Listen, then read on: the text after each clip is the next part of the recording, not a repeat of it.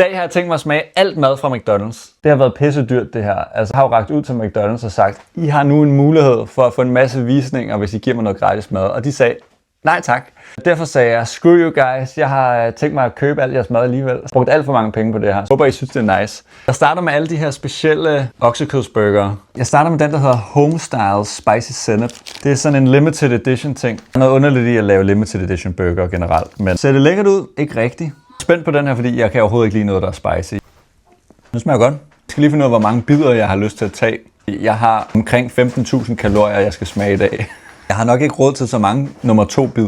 Du godt kan lide lidt spicy, så er den faktisk fint nok. Senapen, det er ikke lige min ting. Jeg vil altid køre en hotdog uden senap også. Jeg får 5 ud af 10. I forhold til det en af deres dyreste burger, så er nok ikke lige den, jeg vil vælge næste gang. Så har jeg den samme spicy senap, men ved veggie burger. Jeg ved faktisk ikke, hvordan de laver deres veggie bøf.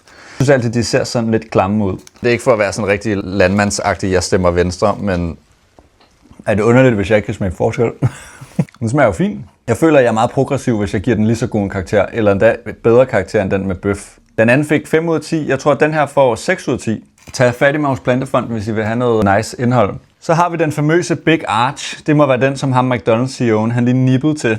Den ordentlige mobbedreng, vil jeg så også lige indrømme. Som en dreng fra provinsen, så kan jeg rigtig godt lide ristet løg. Er biden godkendt? Jeg vil ikke have en shitstorm ligesom ham der, CEO'en. Den smager godt.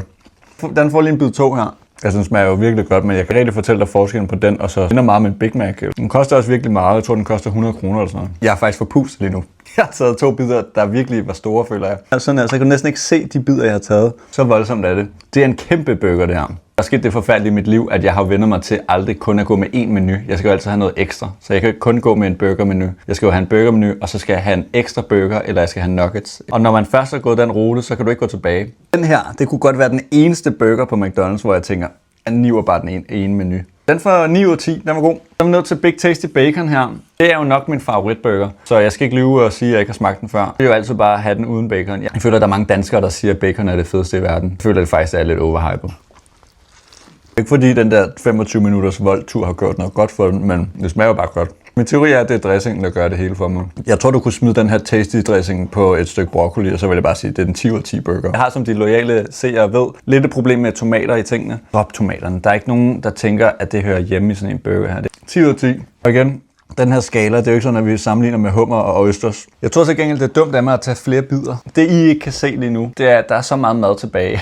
Så er vi ved Big Mac'en. Det er nok klassikeren, vil jeg sige. Ikke min favorit normalt, men jeg giver den et skud. Faktisk bedre, end jeg husker den. Har jeg set Super Size Me? Jeg er jo den danske version af ham. Jeg kan jo mærke, hvordan mit blod løber langsommere rundt i kroppen. Den var god. 7 ud af 10. Så har vi McFeast.